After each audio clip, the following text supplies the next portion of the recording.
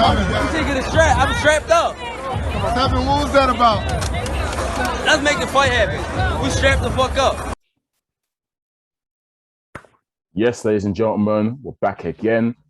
It's episode 64 of the SZN podcast to join in for. I'm your boy Kam. I'm your boy Flowz. And my usual, plug the socials before the episode starts. Make sure you check us out on all the streaming platforms. That's SZN Pod or SZN Podcast, or on Instagram or Twitter. Make sure you check us out. There's a link in the bio there, and that has a link to all of our links on all the platforms, whether it's YouTube, Spotify, Apple Podcasts, etc. It's all there, so you can find it. Check out Twitter and Instagram bios. Like, subscribe, share, all of that good stuff. But yeah, let's dive straight into this episode, bro. Another weekend of some good action. Where should we start? Should we start with home, like we tend to? We start with over here at home. Let's start at home. Fam, we've seen a flipping shocker, mate. We've seen an absolute shocker. I didn't see this coming. I don't think anyone saw this one coming, dog. Kid Galahad, damn. His short reign is over. What can I say, man? Oh man. Kid Galahad versus Kiko Martinez. We thought it would be an easy title defense. He's just won this title. This is a title that Galahad's been striving for years. He's working hard. He's worked for this. He really has. He's worked for this title shot. Finally got it. Won it in wonderful fashion against Jazza Dickens. We're thinking against Kiko Martinez, who is, yes, a widely old competitor, been around the block, but jaded. Too many miles on the clock. 10 losses, I think, right? He's what, 35, 36. Never really won at world level. Never really. I mean, he's been champion before, but I think it was a short sort of reign. Like I said, he won it and then lost it next time, I think. But he's always been around that level, but not been able to get over that hurdle into like the world-class elite bracket. Yeah. So here we are thinking, yep, routine title defense. I think it's a mandatory, right? So we'll do this and then boom, off to bigger and better unifications and whatnot. So was it mandatory? Or was it voluntary? Was it voluntary? Defense? Yeah. That makes it even people, bro. You're thinking mandatory. In Sheffield, home crowd, everyone rooting for you. And the fight itself, it was over in 7 rounds or 6 rounds. Yeah. For 5 of those rounds, I'm seeing Kid Galahad comfortable.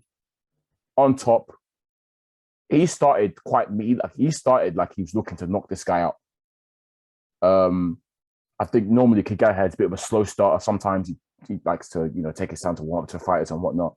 But he's going on the front foot early, and he's looking to enforce the fact that 1, he's the bigger man. 2, he's the class in the ring at the time. And just 3, he's just a better person, better. And he's going to try and get this Kiko guy out of here. So he started super authoritative, which I want to see, and just looking to take care of business quick and easy. And like I said, man, he was comfortable, in my opinion. I don't know what he's looking to everyone else's, but for me, I'm thinking there's no trouble here. It's only a matter of time. Kid Galahad's hitting him with the bigger shots, the better shots. He's doing the better work in there. Kiko Martinez, obviously, we know he's tough. Tough as all boots, so he's not someone who's going to lie down easy. But he was losing the fight, in my opinion. I thought I had Kid Galahad comfortably ahead. And then out of nowhere, bro, to me, look, it's out of nowhere. 5th round, end of the 5th, just like 5 seconds towards the end of the 5th. He's caught Galahad with a peach of a shot down the pipe. No, it was overhand right. It wasn't down, it was overhand right. Galahad sloppy, hands down. And my man taking with the overhand right, clocked him, dropped him, and Galahad's legs were gone. Gone. And he was so fortunate that there was only 5 seconds left at the end of the round. He was able to survive and make it to his corner. But that shot there was a peach of a shot. I don't even know if is Kiko Martinez even known for his power like that. I swear he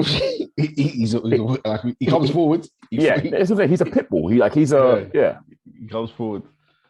It's mad because I think Darren Barker was highlighting it that Barry Kid Galahad kept going back in straight lines with his chin up. And as a recent guest of ours, mentioned, you got to move in circles or moving side to side as defensive motion. Defensive motion, yeah. Yeah, moving back in straight lines, and someone who's coming forward. And we know Kiko Martinez knew he had to knock him out because he was getting pieced up in there. But yeah, he was getting more confident as the fight went on. He was still working, trying to go to the body, trying to land that overhand right. Yeah.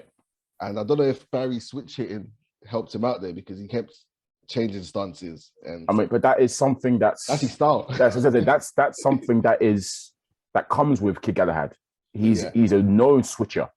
Like that's not even like out of the ordinary for him. He loves to do that. I just don't think it helped him there. But I mean, I'm looking to reasons to why. Because I think you've highlighted before. Sometimes then fighters, when they switch hit, they would switch to another stance and look worse sometimes, or not even like sometimes struggle. So yeah, I've highlighted before that a lot of fighters try the switch hitting thing and not even they do always work for them because you switch to confuse your opponent and to gain some advantage. But some of these fighters are just doing it to show they can switch hit. I swear. They're just doing it to show you, look what I can do. I can honestly switch. They're not even doing that. Fury used to do that bit as well. For no reason, he'll do it. It's not even a tactical move or nothing. It's just to show off that, look at me flexing. I'm switching. Who does it well is someone like Terrence Crawford. He does it brilliantly. But even sometimes I'm like, there's no need to do it this time. You just look at that, and obviously, end of the fifth, he gets dropped by a big right hand, and it was the last, near enough the last punch of the fifth, and as we see, he was on shaky legs, huge shaky legs, and he never recovered because he's gone back to his corner. You're thinking, okay, fighters' powers of recovery and whatnot, but be able to beat the, he obviously he was able to make it to the end of the final, not the final, but the bell for the fifth, and into the sixth. You're thinking, okay, hopefully he's recovered. Let's see if he has recovered, if his legs have looked okay. Brother, Kiko Martinez has come out, one punch straight down the pipe, dropped him again. My man's flat on his back. Head bounce off the canvas. Head bounce against Starfish. I've said it before. When you see a fighter, apart from Tyson Fury that time, when you see a fighter like that laid out on their back, staring into the ceiling, it's done. It's done. Finish it. The ref didn't even count. It's when the head bounces off the canvas. Boom. Back off. Yeah. It's peak. In fact, that head bounce probably did the most damage. That's probably what really collapsed him. But referee didn't even count. The referee just waved it off. It was done. Yeah. He was gone. You see Martinez celebration? Yeah. Man went to what a moment for him though, because obviously he was brought over. Let's be real. He was brought over here to lose. He's a matchroom fighter, to be fair. He's signed with matchroom. He's a matchroom fighter.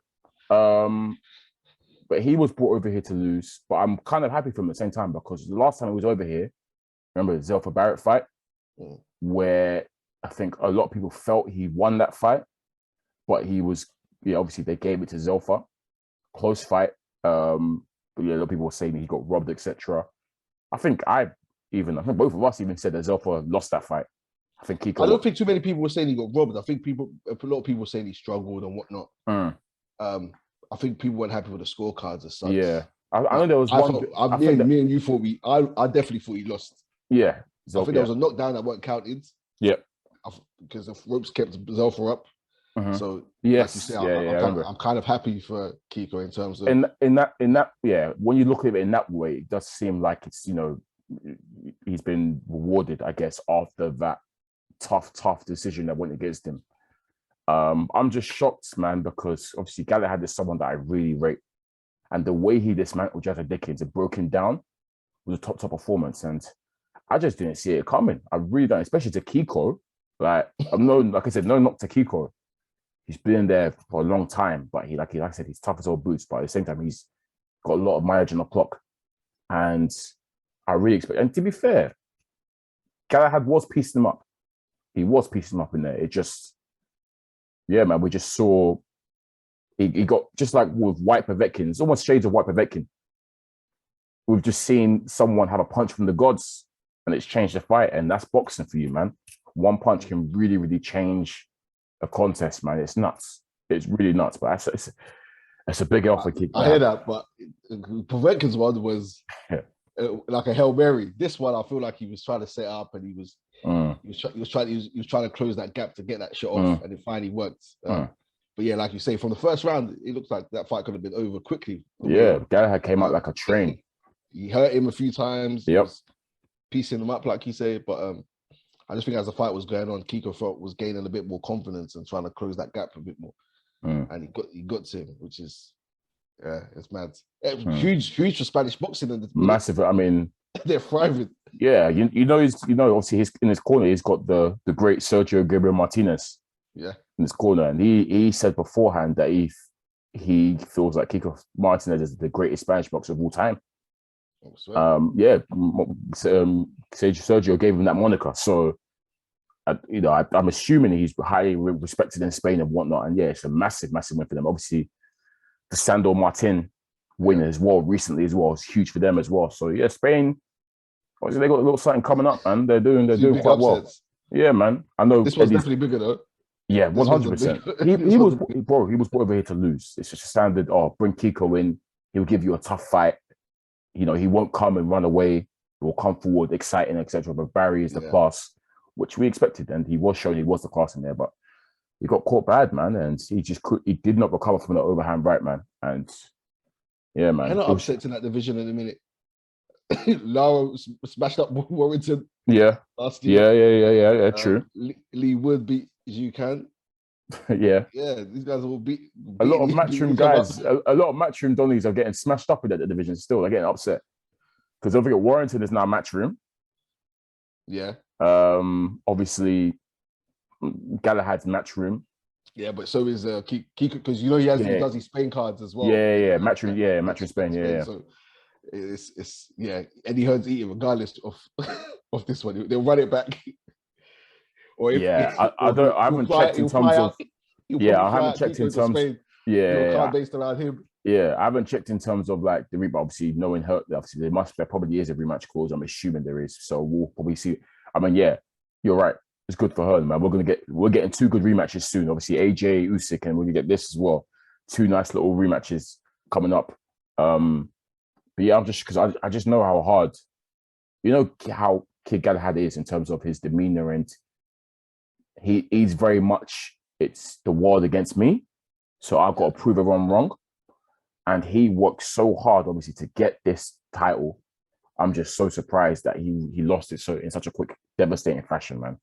Like, damn, that's peak. It's funny for the rivalry between him and Warrington. I was going to say, did Warrington say something? Because I know Warrington's beat Kiko. I've not seen anything from Warrington. I saw Carl Frampton put up a post praising Kiko at the time. But I haven't seen anything from Warrington. He can't talk because Galahad was very, very he was respectful. When he lost. So he didn't chat. But yeah, it's always good to see an upset. Like, what's Kiko, 35, did we say? Yeah, 35, 36 still. Yeah, so pleased for him. Pleased for Spanish boxing. Good win. Yeah. Good win. Always entertaining as well, where you almost feel like a card's one-sided and then, or a fight's one-sided and an upset happens like that. Yeah. Crazy, man. I know he must be devastated. He must be livid, in fact, with himself. But yeah, he'll be given the opportunity to run it back. And yeah, now, just once again, it's like a Cinderella story for Martin, not for Martin, for Kiko.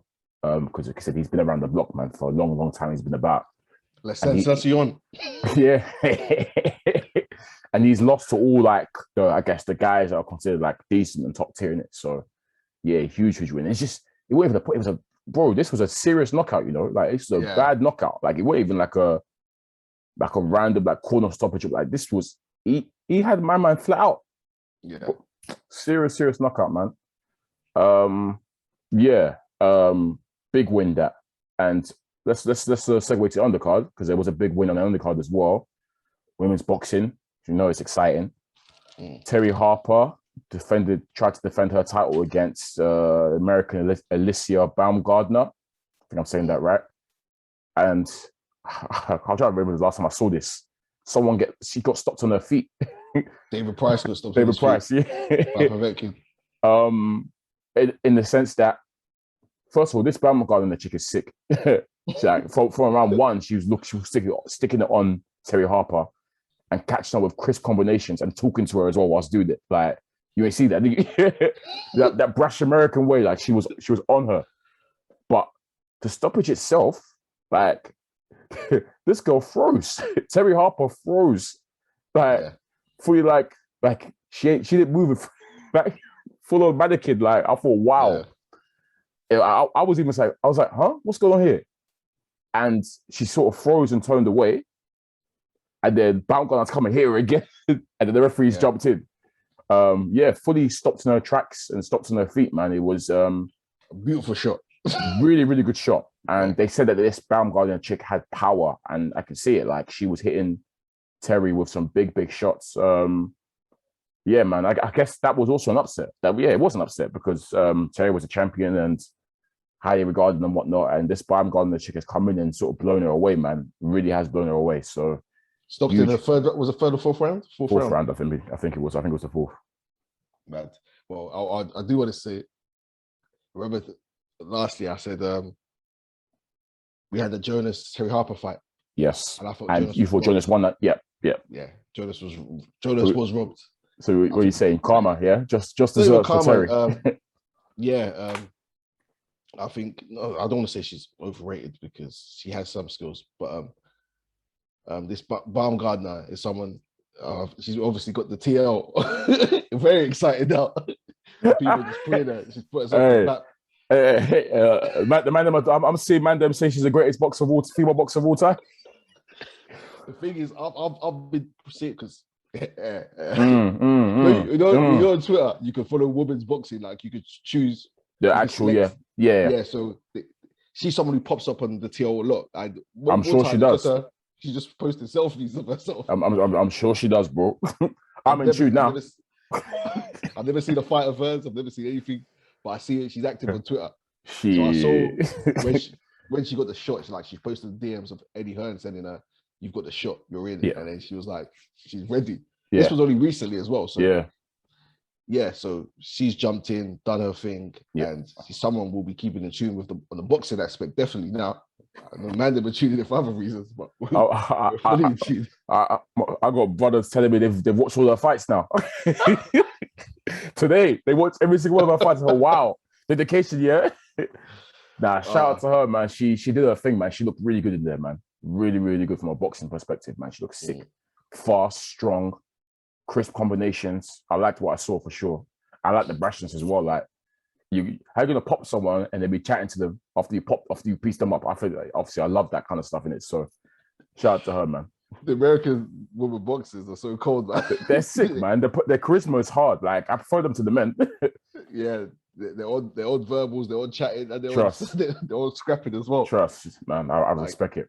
On Twitter, you see what's her name, Michaela Mayer as well. She's chatting. Yeah, and they all want the smoke. Yeah, all of them. To see. It's entertaining.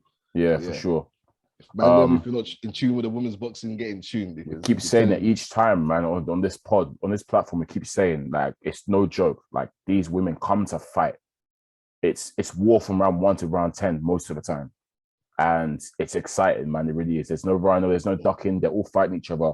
They're all unifying. You know, it's title shot after title shot. It's so sick, man.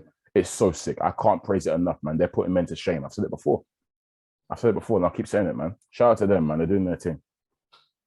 I actually wanted to say as well. Yeah, go on. I see people getting onto Eddie Hearn saying, they're laughing at him that he's lost 2 champions and this and that. I was like, you guys need to realize the promoter don't lose. Everybody eats, B. Everybody eats, B. Like, the people are celebrating Galahad losing and Terry Harper losing to spite Eddie Hearn. It doesn't make sense to me.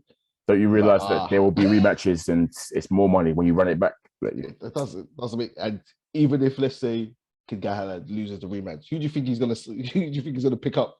Kiko. Exactly. If you think as you said, headline show in Spain. Headline show in Spain. Done. Exactly. It's one. If Alessio wins the rematch now, who do you think he's picking up as part of his camp? Exactly. So you don't lose here. People move weird on social media saying, haha, Eddie Hearn has lost these. These aren't even cash cows for him. These are people he's trying to build up, really. Yeah. So he ain't losing anything. So if you're celebrating people's loss despite the promoter, you're bugging. You're flogging. You're fighting a losing battle there. Yeah, for sure. He's gonna eat regardless. Yeah, 100%. All right, let's fly over to the States. Let's start with we'll go Jaime Munguia versus Gabe Rosado. Yeah. This fight was actually pretty damn exciting, I must say. And I had a feeling it would be. Obviously off Gabe Rosado's most recent performances, especially the knockout win against Beck the Bully, he's in good form. And obviously Jaime Munguia is an exciting fighter anyways. So I didn't expect Rosado to lay down. I did expect him to lose, which he did.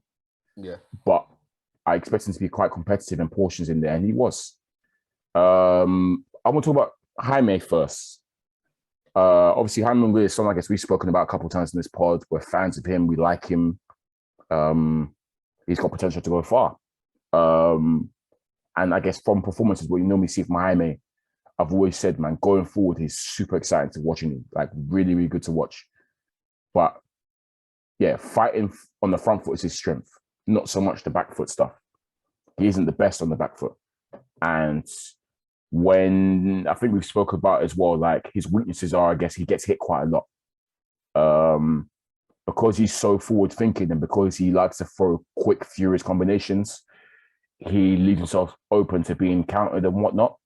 And yeah, I think we've just said before, just, you know, for him, he just needs to work on his defense a little bit. Better head movement, basically, better body movement, just to, because obviously nothing will being a front foot fighter. But you see how Canelo does it. For example, he's on the front foot, but he's moving his head all the time, so it's harder to hit cleanly. And there were portions in yesterday's fight where I did see that from Jaime. I was pretty impressed, actually. His head movement in the earlier rounds was pretty good. For me, I thought so anyways, compared to what I've seen of him previously. And yeah, he wasn't making himself the easiest target in the early portions of the fight anyways. So yeah, I was happy with what I saw in terms of head movement wise. Obviously, he did fall into his older habits as the fight went on, and he was caught with a few big shots from Gabe. One thing about Rosado is he's got really good timing. Gabe Rosado, his timing is pretty good, and he was able to catch Jaime a couple of times with some big shots. But Jaime was able to ride them well, and he wasn't really in trouble too tough throughout the fight. But it was competitive in the sense that it wasn't a beatdown, but obviously Jaime, to me, clearly won in terms of he landed the better shots.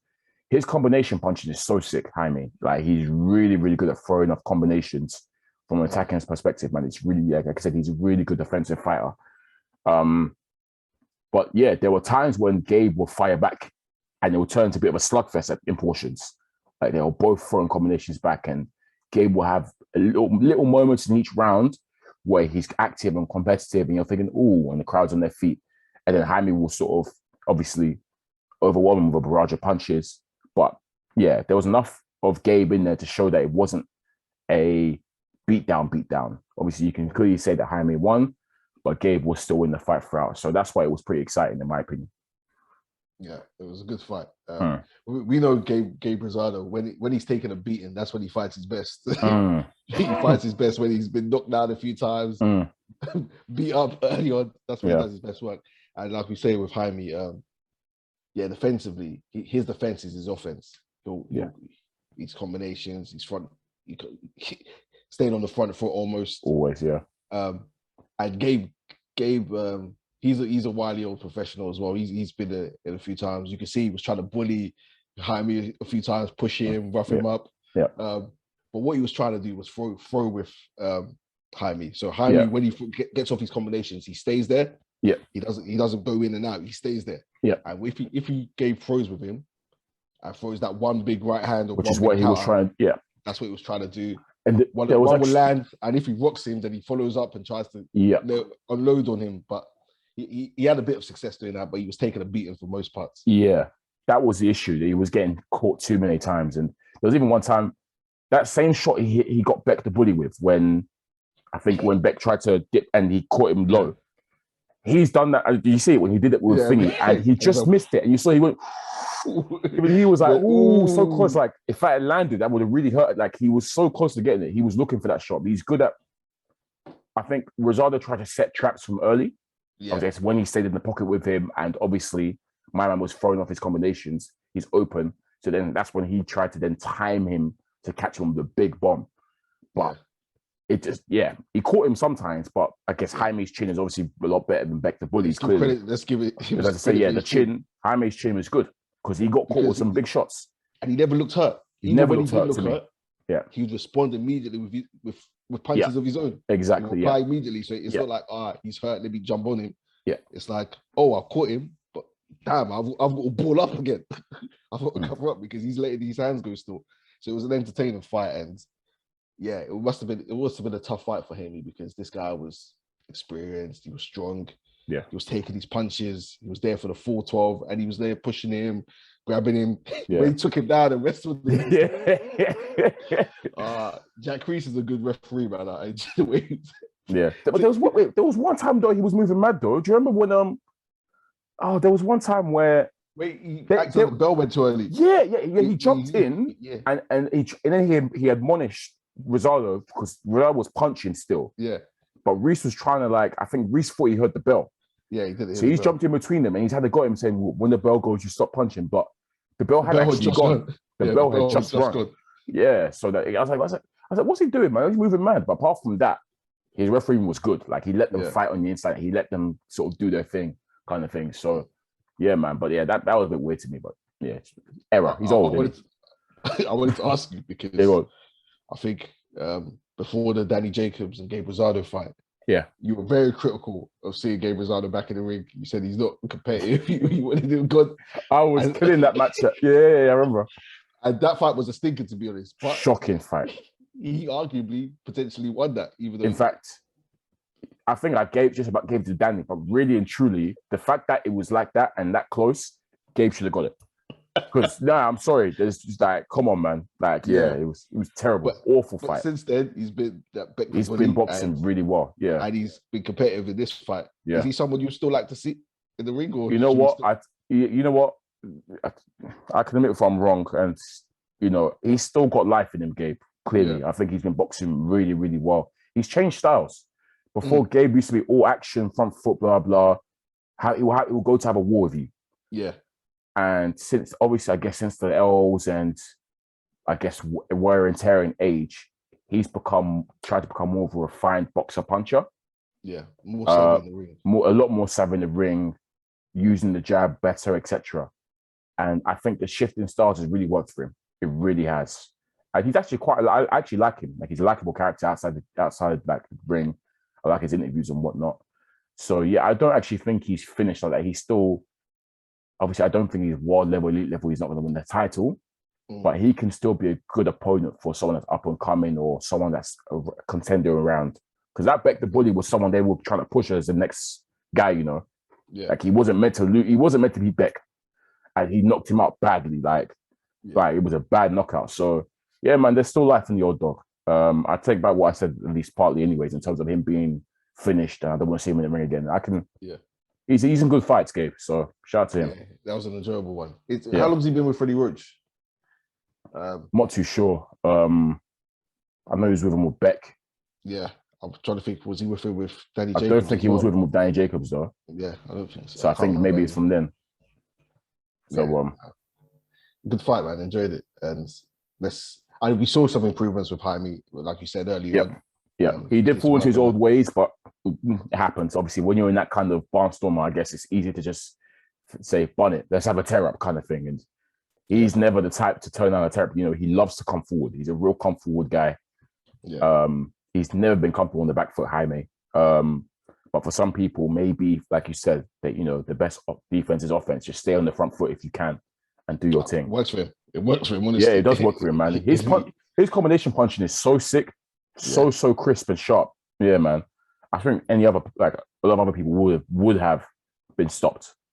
So credit to Gabe. He's a warrior, clearly, because he took some big shots in there and he kept coming. expert at taking a beating, man. You're rude. How can you say I was a pro at getting beat up? When he's getting beat up, he fights better. Yeah. Honestly, this guy will get knocked down and come back. Some fighters are like that. Some fighters, they have to get hurt so you see the real them. Yeah. He knows how to take a punch, man. Golovkin was beating the brakes off him. Yeah. I mean, they say he hasn't been the same since that Golovkin fight, because that Golovkin fight was peak for him. Yeah. Yeah. But, no cuts this fight, which is good to see from him. Yeah. Yeah. As long as his health is still calm. Since he changed styles, he doesn't get his cut as much. Before, like I said, this guy will come to war every fight, brawl. But I know he was quite unhappy with the scorecards. He said they were too wide, but I do think Munguia clearly won. If you watched it, wasn't no robbery or nothing. Munguia was it was just he was competitive, which was I guess surprising for a lot of people. But he was super competitive, which is great. So yeah, it's just a surprisingly enjoyable fight. I didn't think I would enjoy it as much as I did, but I was like, "Ooh, this is a really, really enjoyable fight." Cool. Do you have a fight biggish fight that was, I wouldn't say, well, it's a big character in the fight, but it wasn't a big fight. Was obviously the David Benavidez fight as well that was on. He was meant to fight Jose's category. Obviously, that fell through due to the ped thing. So you got a late replacement in Kyron Davis. This one was kind of as I expected. David Benavidez kind of battered this guy.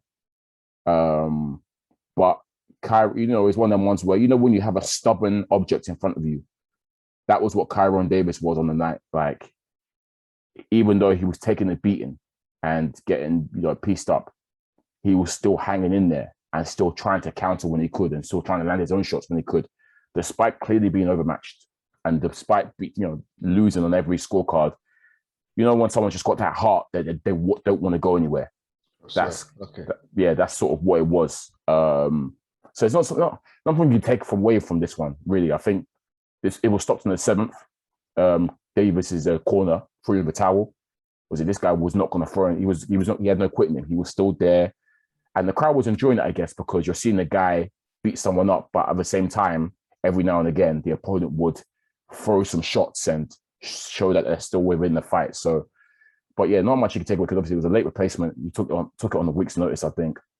He wasn't expected to win. David Benavidez is much the bigger guy, much the heavier puncher. Same old Benavidez in the sense that, once again, another fighter that's a lot better in the front foot. Like, is a pure front foot fighter. Yeah. He throws beautiful combinations as well, man. Fast, beautiful, hard combinations. And yeah, that's what you can take. That's what I can take away from this one, man. It wasn't really anything substantial I could take away. I guess we can sort of talk about the comments after. That was kind of important. As expected, called out Canelo. Well, I think the question Jim Gray asked him, Canelo is an option. And we're like, yeah, of course not. Why would he say no, right? that's the lottery, right? Everyone called out Canelo. Yeah, man, of course. Obviously, naturally, like we said out of the guys left in the 168-pound division, he's probably the one that's left in terms of the guys that are, big names or top fighters. He's the only one that's left in there, and he's a former two-time champion, I think, in that weight class. So it makes sense if Canelo's sticking around, of course. But the second name was what surprised me. He's called out Jamal Charlo. Or he said, if the big Charlo wants to get in the ring, he can, but he doesn't want to because he's a pussy. He called Charlo a pussy. And I've been seeing these two names linked a lot recently. I don't know. Is there beef there or something? Is there priors there? I don't really know. I'm not clued up on it if there is, but yeah, I keep seeing their name linked more and more together, almost out of the blue to me. Well, Charlo's been calling out Canelo. Yeah. So if you're calling out Canelo, then you're putting your name in the hat for that division, really.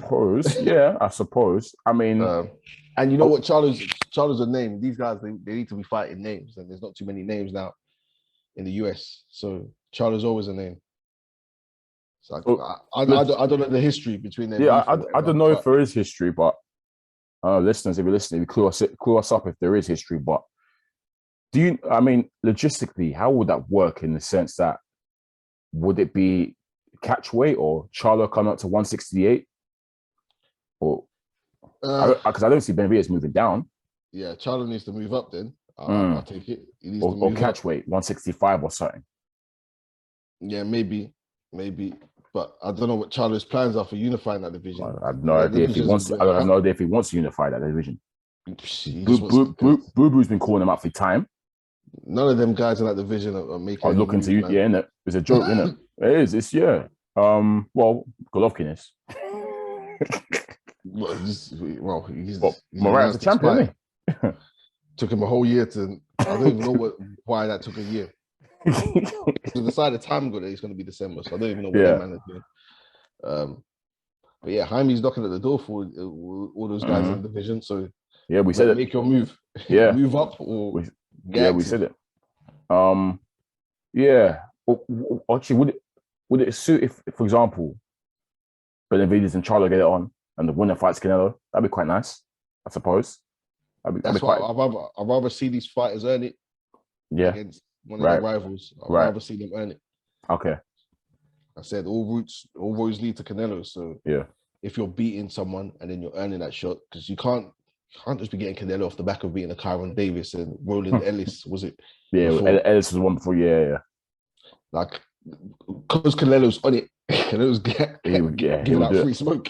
He's giving out free smoke. Free smoke. Giving out free smoke. So he'll probably still do it regardless. But I still feel like I want to see more from these guys, because right now it's just Canelo win easy because you guys haven't faced that level yet. Yeah. If you start mixing it in with your peers, then yeah, I'll be happy to see it. Then not just jumping in with a Canelo. Yeah. Okay. Fair. Yeah, we'll see how that plays out. Obviously, it's all talk right now. I feel like a Charlo fight would be easy to make though, because PBC in it, both PBC. Yeah. So I feel like that should be simple to make. I don't see. It would have been great to have seen Plant Benavidez at some point. Maybe if he wants to fight him at some point, maybe not now, because obviously Canelo's right there in his front of him. So I could see why he's shouting at Canelo. But yeah, I wouldn't be averse to seeing him fight Charlo. It'd be interested to see how it will work out, whether it be a catch weight or 168. But we'll see. Charlo fighting again this year. When did he last fight? I don't even know. Let me check now. That's fought once this year. I know for a fact he's fought once this year, and he fought once last year as well. And that fight, he had trouble. Remember? Yep. His last fight. Yep, June. He's not stated to fight again, and yeah, he fought once last year as well. PBC man, these guys the PBC Island's horrible, man. It's horrible, man. More change than fights. You see, I just get bust down chains, bust down watches, rings, and they don't fight. PBC Island's terrible, man. Yeah, we'll see how that plays out in it. But yeah, nice victory for him, expected victory for him. No shocks at least. So he can just keep winning and he'll get his shot eventually if Canelo's sticking around. Oh, he also mentioned that if Canelo moves up to 175, we'll go up there too. Chase him. Me too.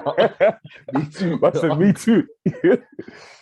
Go up there. Yeah, he said, because I think they questioned if he, is he interested in going at 175? Obviously, there's a route to, because what belt does he have? Or what? I think he might have like an interim belt or something. Benavidez. Does he have an interim belt? Or he had the WBC, didn't he? Yeah. Yeah, he did. Yeah. Yeah. And that was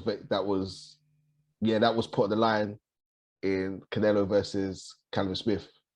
Yes. It's the winner got that. So yeah. They put that up there. Yeah. So obviously, I think they mentioned, would you go up to 175 to challenge for the WBC there, which is Beterbiev? And he's like, yeah, he's happy to do that. And obviously, he said Canelo's in a division there. He said either 168 or 175. He's happy to fight Canelo in any of these divisions. 168, 175 is up to Canelo. So yeah, I think he wants a lottery. So let's see if he gets it. But yeah, like you said, all roads lead to Canelo. You're right on that one for sure. Yeah. All right. Let's preview the big fight coming up next week. Terence Crawford, Sean Porter. Oof. This is going to be a cracker. I'm so sure of it. It's going to be a cracker. Yeah. And I think this is going to be Terence Crawford's hardest fight to date. Yeah. And purely because of the fact that no fight is no Sean Porter fight's an easy fight. No one's fought this guy and it's been an easy night's work. No one. Every Sean Porter fight, you're in a war, you're in a scrap, you know you're in a fight. So yeah, I'm anticipating this being Crawford's toughest test, but I think it's gonna be a test that he passes. But yeah, like I said, Porter's definitely gonna have his moments. It's gonna be this one's interesting for me, yeah. Shall I break it down? Because as you know, yeah, Terence Crawford has a serious chip on his shoulder. Just like Errol Spence. So I'm intrigued to think how he's going to approach this one. Because we saw what Spence did when he fought Porter. He basically said, I'm going to fight your way and beat you using your own style, which he was able to do. I wonder if Crawford's going to think the same. He will. He's going to go there and try to stop him. He ain't going to try to box him or win by points. He's going to try to stop him. And I personally feel like that's not wise on his behalf. I think what Crawford does in terms of how he usually boxes is so good that he can stick to that. He can stick to that and potentially win. Not comfortably, but win, right? I do think fighting in the Crawford way is going to make it a lot harder for himself. But like I said, he's got a chip on his shoulder. He likes to prove people wrong. And it's like a case of, oh, you think I can't do it this way, so I'm going to do it this way. So if he does do it in that way, it will make for a more exciting fight if he fights in the Porter way. But I think his best chance of winning is probably to fight his normal way. As in,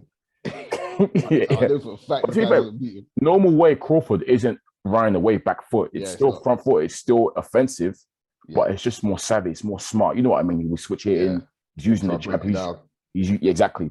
You will download the data at first couple rounds, and then start to put pressure on and whatnot.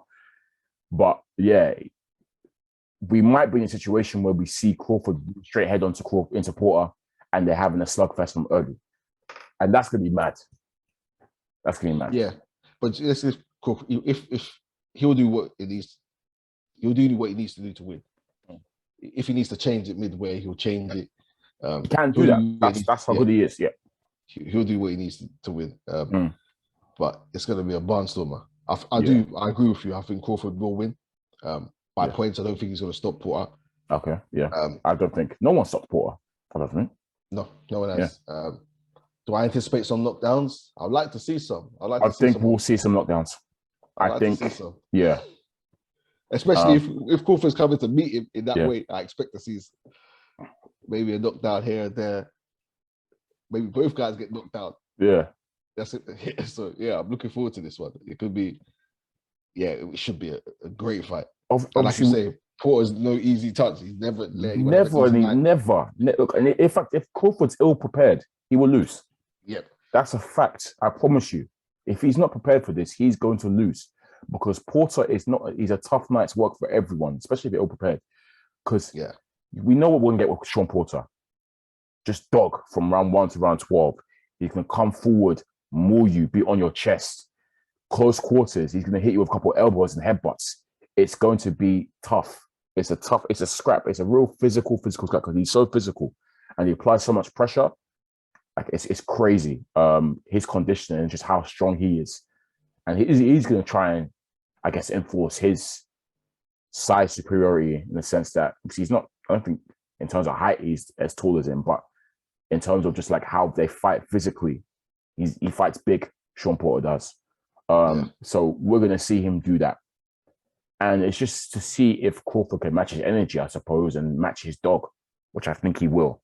I've always said with Porter, he is really good, but he's very, very good and he's a top level fighter.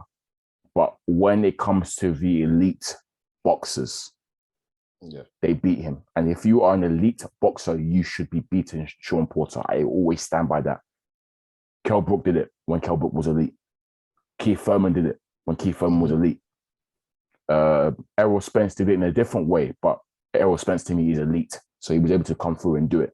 You know, all of them close fights as well. All of them close fights. Yes, all of them close fights, but clear wins for not like there's no robberies, no draws here, nothing.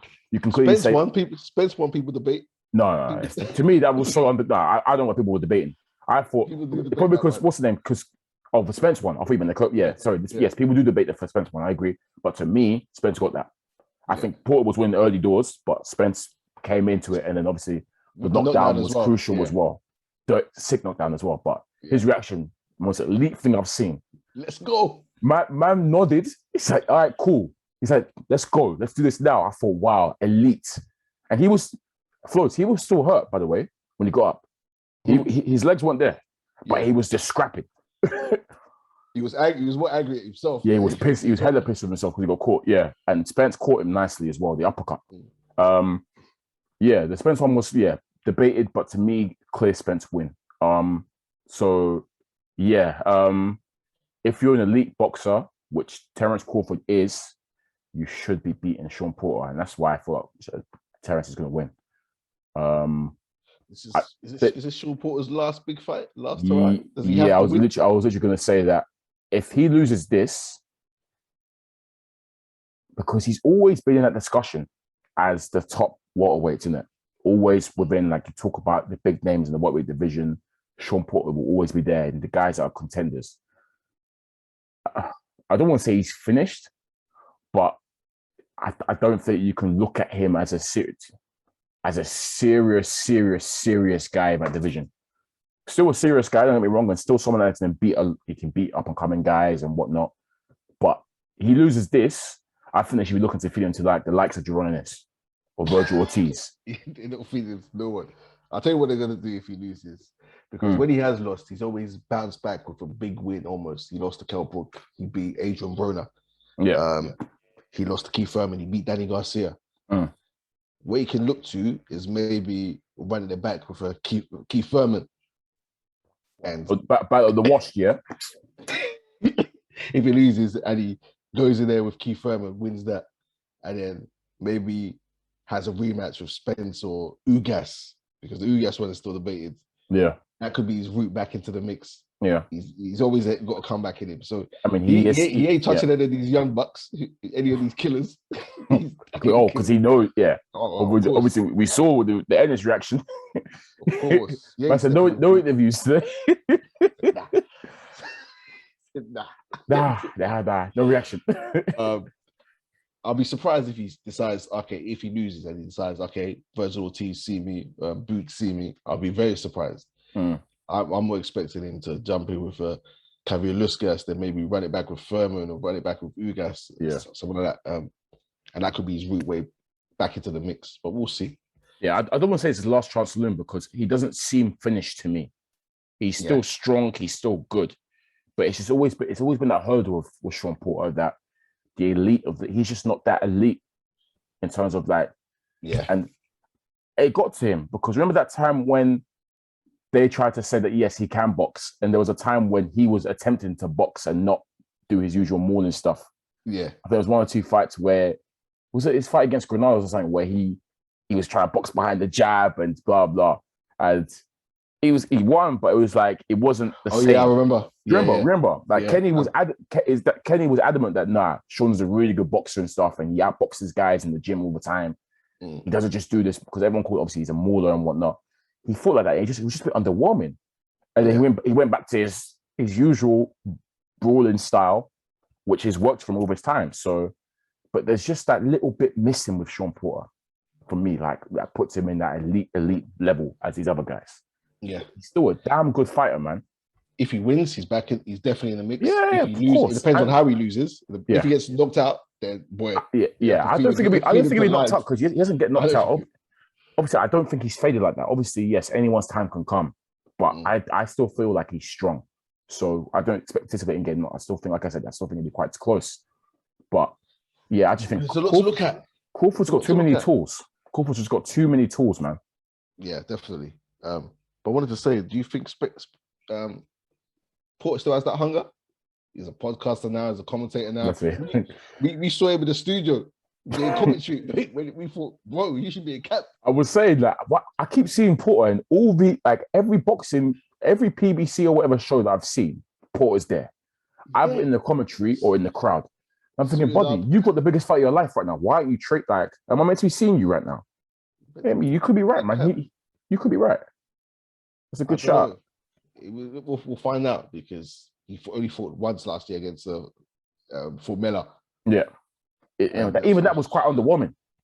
Yeah, well, it was an easy fight. We thought he would stop him. He didn't stop him. They went to 4-12. Yeah. So yeah, and Conor Ben was very gassed in saying that he beat Formella better than Sean Porter did. Yeah. I don't know. We'll see if he still has that hunger in him. He's always been a model professional, so I don't want to doubt him on that. Oh no, I have not seen that. Yeah, he's someone that's I don't see you don't see him doing a Bruno like drinking and whatnot and partying and whatever. He seems very like focused and whatnot. And he has said as well that because obviously we spoke to him on Clubhouse, didn't we? And we asked him like, obviously you've been in the welterweight division for a long time. Do you see yourself moving up or anything? He said he was pretty adamant in saying he thinks he's going to finish his career in his division. He's not going to move up or anything. He wants to stay in. This is where he should be. So I just feel like it's getting that his window is closing basically, because obviously now he would have fought Spence and now Crawford. If he loses to Crawford, that's two of the guys that he's lost to. Ugas, he probably can beat, and they gave him a decision over Ugas, which was very contentious. A lot of people thought that Ugas won that fight. And then we've got some demons coming up in Virgil Ortiz and Jerome Ennis. So it's like, where is his place right now? You get what I'm saying? His window I think he's kind of closing this division, man. Yeah, I was just worried. This guy's been doing these podcasts regularly. Like, bro, you should be locked away in training. This is arguably your toughest fight. Yeah. Yeah. Well, argue your biggest in terms of the stakes right now for him as well.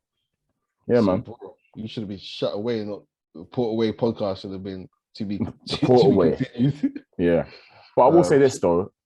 An upset is still on the cards for this because Porter can beat Crawford. He can. Yeah.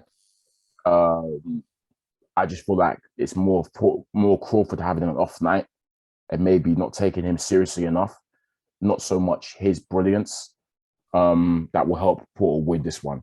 So yeah, an upset is on the cards, but I'll stick my neck out and say, well, it's not really sticking my neck out. I just feel like Crawford is just too good. I rate Crawford that much, and to me, it's a Crawford W. UD, not a stoppage. I don't see Porter getting stopped. Yeah. Obviously, if Crawford stops Porter, that is a crazy statement. Crazy statement. Going for it. He'll 100% be going for it. And chip on his shoulder, boy, he might do. If he does, that's a nut statement. Because Porter's never been stopped, to my knowledge, anyways. Yeah, I think UD as well. I think UD, Terence Crawford, if there was to be a stoppage, it'll be a late stoppage. Yeah. I feel like early couple rounds, it might be Porter taking them. Yeah. But as we've seen in pretty much a lot of Crawford's fights, he downloads that middle portion towards the end. That's when he really ramps up the pressure and does his thing. So yeah, early rounds, Porter. For the middle rounds to the final rounds, that's when Crawford's really in his bag, and he does his thing. I definitely feel Porter would take some rounds. Definitely take some rounds as well. It'll be a close fight. Yeah. Well, got to give it to Crawford. Cool. We're in agreement there. I'm looking forward to it though. It's going to be a barnstormer, man. Porter's not in. He's always an exciting fight. And so is Crawford, to be fair. Yeah. Crawford's been in a hella exciting fights recently. So yeah, man, I'm really, really looking forward to it. It's a nice little. Obviously, my gripes at the division. I think that division's annoying me. It's annoying me for time. Because these lot don't want to fight each other. But this is probably this is what the best we're going to get really at this point. So, because Crawford Spence isn't happening anytime soon. Probably won't even ever happen. Hopefully Ugas can get in the mix with some unifications. I feel like Ugas is someone that doesn't duck and will be up for fighting unifications and whatnot. So, I mean, I see Spence Ugas happening pretty easily, to be fair, both PBC. Yeah. And obviously Spence was meant to fight for the WBA title, winning. So, I think at some point, I don't know, I can't remember, but that will probably happen sooner than Spence Crawford. So, yeah. These men are all old as well. You got to remember. That's what time is ticking, man. Time is ticking.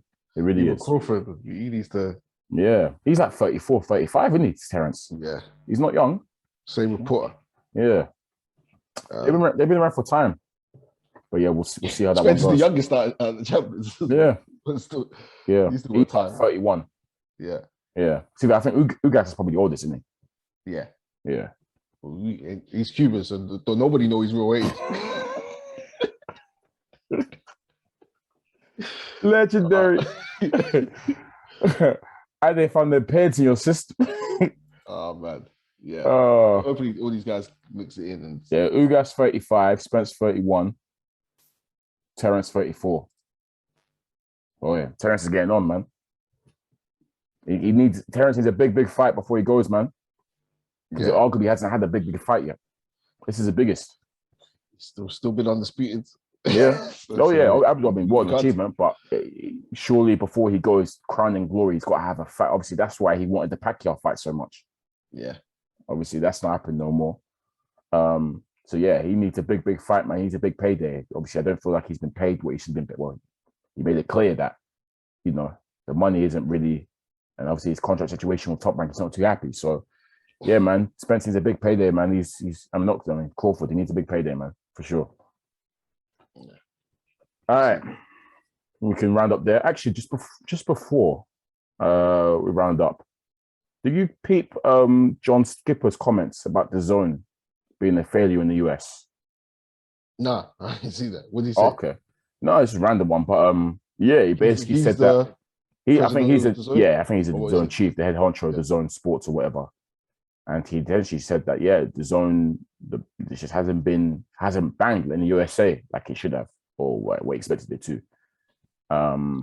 Obviously, because they led with the US, they came into the US market leading with boxing, don't forget. Yeah. And I think obviously the plan was, because I think obviously the zone fancied themselves as like a massive competitor to say ESPN and the other sports shows. So it would start with boxing and then branch into the other sports, such as obviously NFL and baseball and them things there, right?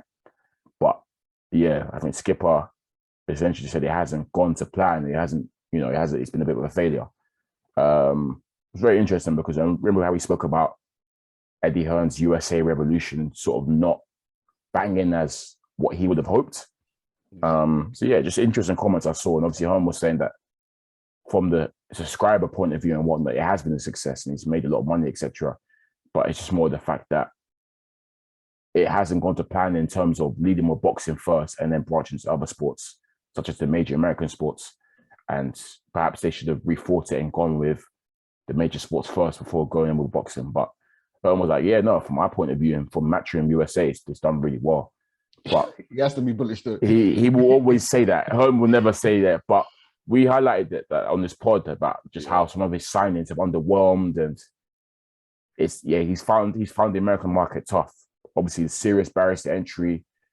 The other top big American promoters probably don't like Eddie because he's obviously a disruptive sort of influence. Massively, man. Yeah, 100%. Because he was throwing fat offers to all these fighters, the PBC lot, the Top Rank lot, and obviously him and Bob Arum, very back and forth, and I'm assuming Al Heyman isn't a fan of Eddie as well. Obviously, naturally, when someone's coming to disrupt, you're not going to be a fan of them. So, yeah, it hasn't gone as swimmingly as he would have hoped for sure. We can clearly see that, but it's not something you should give up on. Obviously, they should keep going with it, and the zone as a platform is still doing well, from what I can tell. So they've got the 2 cash cows. Yep, exactly. So it's not all bad news in that sense. Yeah. But yeah, I think surely, they would have anticipated, especially Hearn. The US market is tough, man. It's very, very tough. It's always going to be tough. But yeah, man, keep at it, and he will get the guys. Yeah, that's why I was randomly thought I'd throw that in there. Yeah, we'll see. Obviously, apparently they're looking to bring in pay-per-view as well. But we'll see what happens. Exactly. Their model might be changing. Yeah, we'll see. Just for select fights, but yeah. Overall, the actual concept of it is still pretty good. And streaming probably, obviously, as we know, the American pay-per-view price is a joke thing. What, $80, $100 pay-per-views, and it's crazy. Like, obviously, now they've got another one next week with Crawford Spence. Yeah. Not Crawford's Porter. But, yeah. We'll see how it plays out anyways. But, yeah, great episode. Let's leave it there. Episode 64, StrapszN Podcast. Once again, I've been your boy Kam. I'm your boy Flowz. And please make sure you check us out on all the streaming platforms. Link in our bios on Twitter and Instagram. Peace. Get a strap. I'm strapped up. What was that about? Let's make the fight happen. We strapped the fuck up.